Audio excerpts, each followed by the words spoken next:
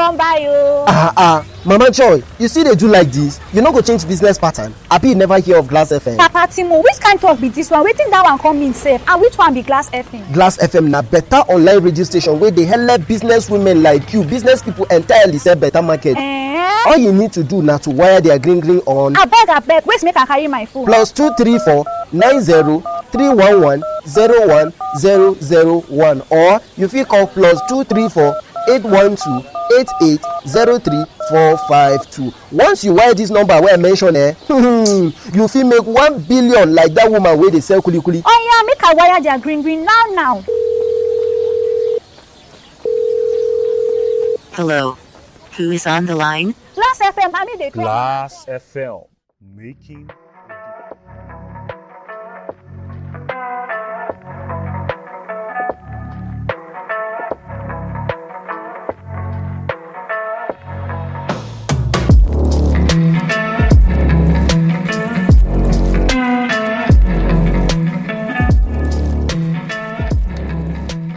Well, Saturday it is, and Hat and Flicks is the show.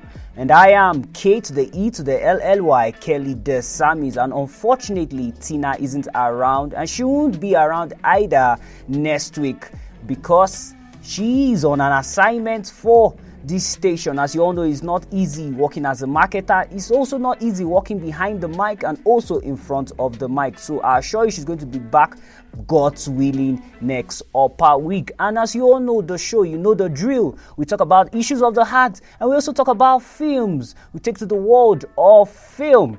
And before I start with what we have today, I want to give a shout out to everyone who's been listening to Glass FM, especially the active fans, El Rims, Abraham Wees. I see you all, Dabo Williams. Your comments are encouraging on our Facebook family group. I see all your comments. It's encouraging. It makes us to be motivated to speak to you every week, every day on this particular platform known as Glass FM. And today on the Heart segment, we'll be talking about hypocrisy, its height in our world today. You heard me right. Hypocrisy, its height in our world today. And not only that, we'll be talking about a very prolific director known as Christopher Nolan. You want to find that out? Please stay tuned to Glass FM. After this musical break, we'll be right back. Don't you go nowhere.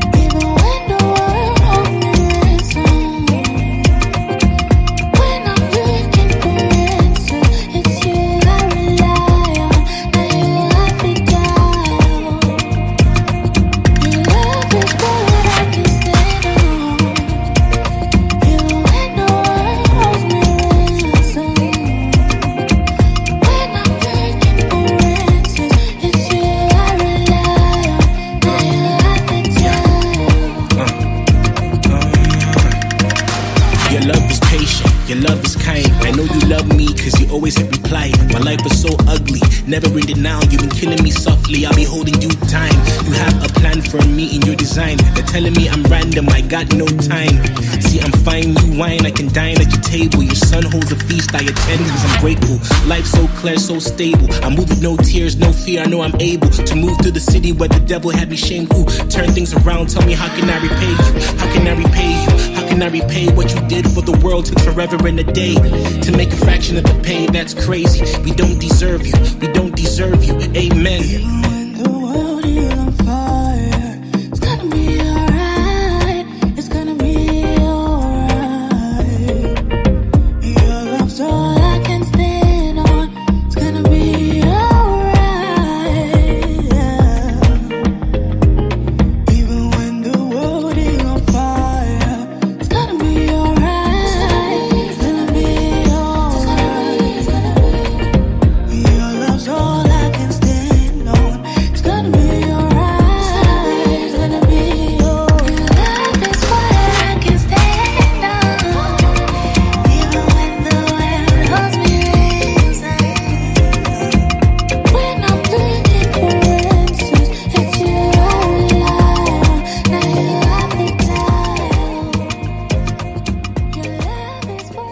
wetin they say is the spice of life. For those who've been following the last two previous editions of this show, we've been playing you some words of motivation, but today we decided to play you some songs that resonate with you and also make you to live in reverence and remembrance of the Creator, of the one who has made us alive to see this beautiful day.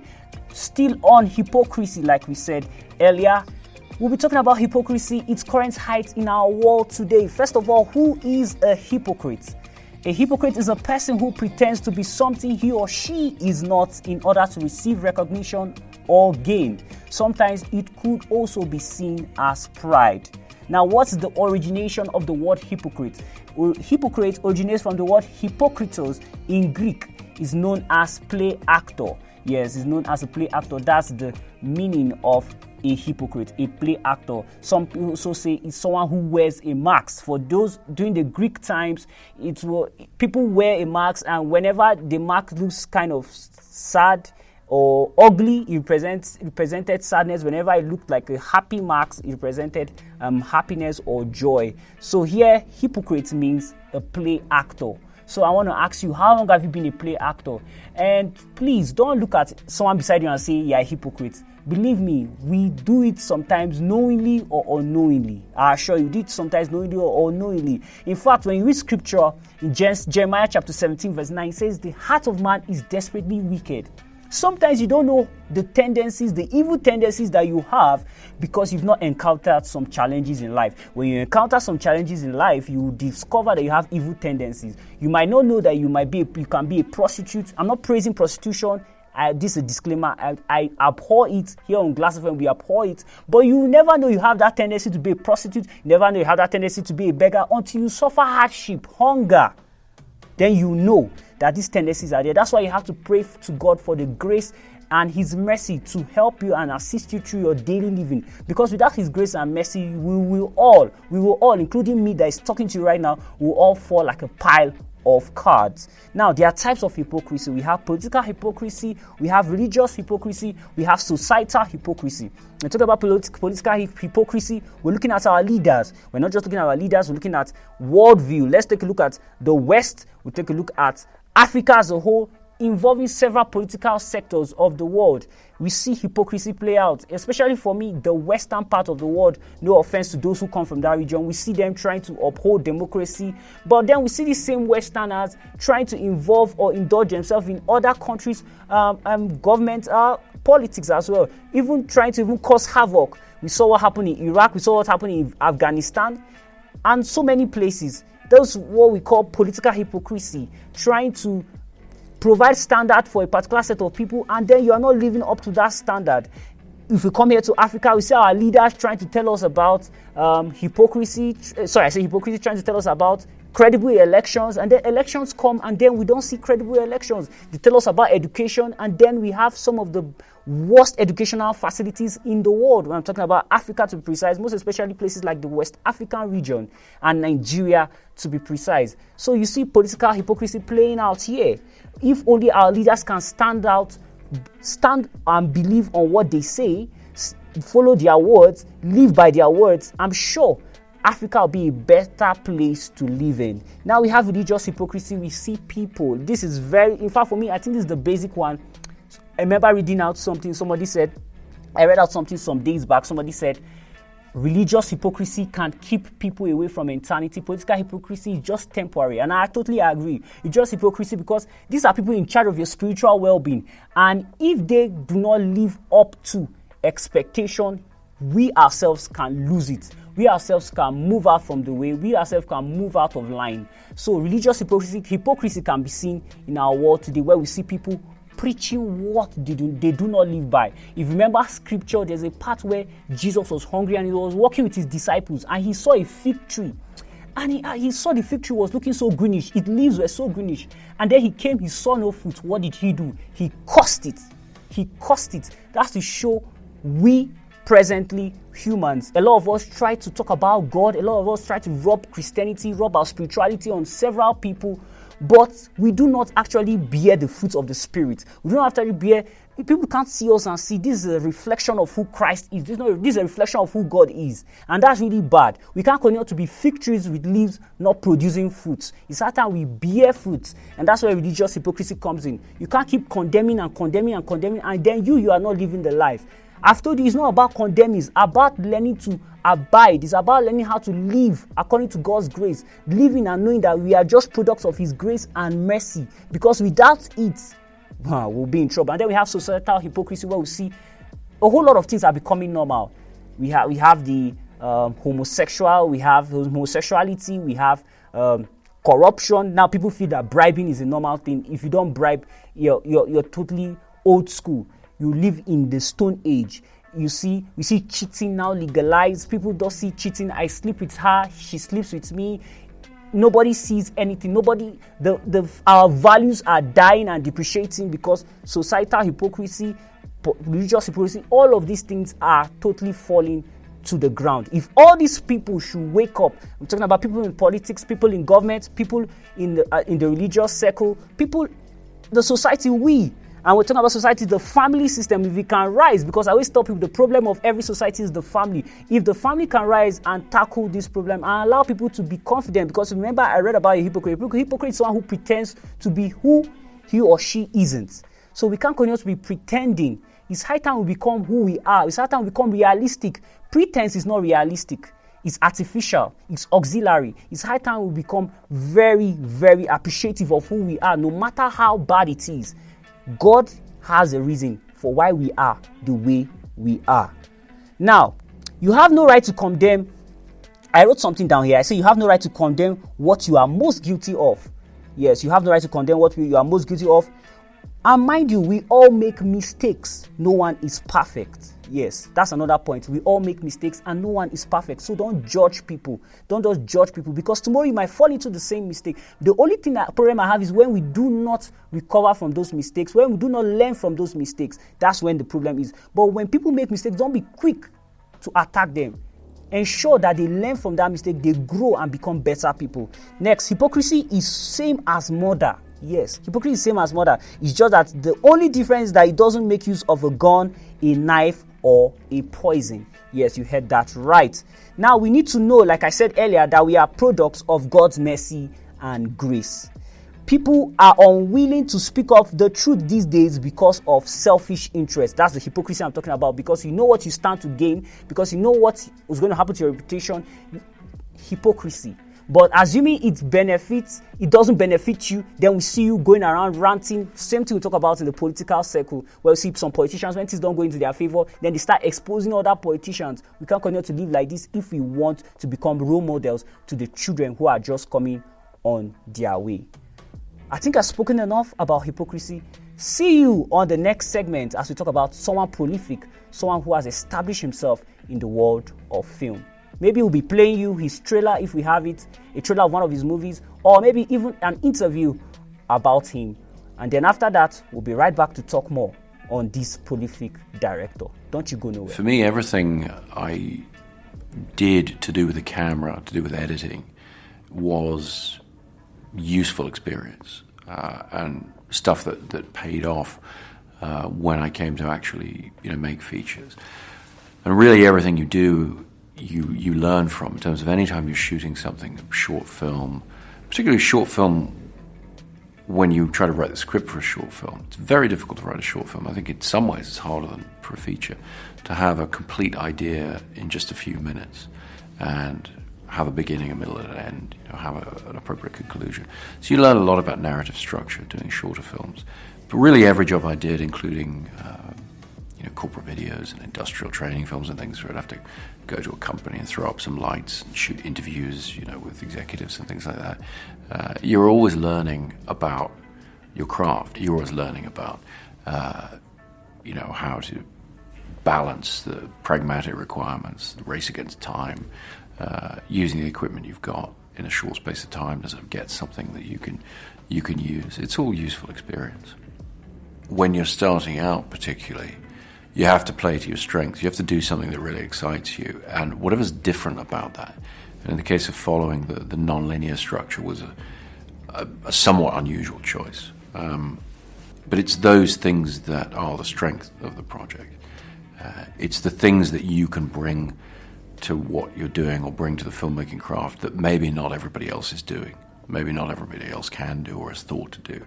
That's what's going to distinguish the thing. So it might seem in some ways more difficult or seem like something that would make the project more difficult to sell when it's finished, what have you. But for me, I think the answer was definitely to try to play to my strengths and the things that I personally was passionate about. I think working in films today, it's an era where people tend to watch films more than once, even if they don't like them. You'll see it in the cinema. Welcome back, and that was Christopher Nolan there. Now, he was born on the 30th of July 1970. That is Christopher Nolan. He's currently 52 years old. He's considered a leading filmmaker in the 21st century. His films have grossed a total of $5 billion worldwide. He's a film director, producer, and a screenwriter. He is the founder of Cinecopy Inc. alongside his wife. The success of his film following afforded him to make the film Memento, which became his first breakthrough film at the age of 30. Now, he runs the company Cinecopy alongside his wife, and I love the way he's so close to his wife. We love it in a situation where a lot of celebrities are cheating on their wife, a situation where a lot of celebrities have shown no respect for their spouses or their partners. This is someone who set up a company together with his wife from the scratch. Mind you, he's been following this lady since he was age 19, while he was in the university or tertiary institution, as you call it. And now they set up a company together, and he and her have been co-producing a whole lot of his film projects, and they've been doing well. And I feel these are role models when you talk about couples in the media. These are people you should look up to in the media. And next up, like I said, the success of his film following afforded him to make Memento, which became his breakthrough film. Now, he didn't just rise like that, because we know we live in a society where people just feel you just blow. No, you have to give people a time to vet you, watch you. You have to show them that you're worth the investment. You have to allow them to vet your integrity. You have to allow them to show that you are serious as a person. Now, because he performed well in his movie following, he got recommended to direct the film Memento. You understand? He directed Memento at the age of 30, which became his breakthrough film. Now, I wrote something here. Nobody will recommend or invest in your life if you are not serious with your destiny. And that is the truth. Sometimes you want to be attached with you, just know. Sometimes I know some people in the world. Christopher Nolan is not a Christian director. Let me get that right. He's not a notable Christian director. But he has some qualities that are worthy of emulation. He has some qualities that are worthy of emulation, which we'll be getting to very soon. Now, after his film, the success of his film, Memento, he was recommended by filmmaker Steven Soderbergh. Steven Soderbergh recommended Nolan to Warner Brothers to direct the psychological thriller film Insomnia in 2002. Yes, to direct the psychological thriller Insomnia. So you see, he had to prove himself over the years before he could get recommendation. Don't just sit down there and say, people don't like me, people don't love me. People have to vet you. You have to stay for a while for people to watch you and see how serious you are with your destiny. And Christopher Nolan proved that all along. Not only that, before filming of Dunkirk, which is one of his war movies, he considered taking advice from Steven Spielberg, a popular director in Hollywood. Can you imagine? He had gone far. He had made several films, some films that had become blockbusters. His head didn't swell and say, I'm the best director, I know everything, Nami Sabi shoot. No. He still consulted the help of Steven Spielberg before he shot Dunkirk. Sometimes it's good to acknowledge the people ahead of you. It's called honor. There are certain graces and certain anointings that people carry. And if you don't value, if you don't honor them, you won't be able to partake from it. You won't be able to open the doors of heaven, the natural law, even the natural laws of favor upon your life. So Christopher Nolan was able to know these things, and it seriously worked out well for him. It seriously worked out for him. I would love to know that he's a private person. He's a private person. He doesn't even have a phone. He doesn't have emails. If he wants to use his phone, use a phone, he has to use another person's phone. He has to borrow another person's phone. He says he doesn't believe in phones, using of phones. He also has a concept about what he calls CGI or visual effects. In fact, he went further to say in an interview that it's an incredible, powerful tool, that is the CGI. But I believe in an absolute difference between animation and photography. Wow. Animation and photography. However sophisticated your computer-generated imagery is, if it's being created from no physical elements and you haven't shot anything, it's going to feel like animation. I'll take that again.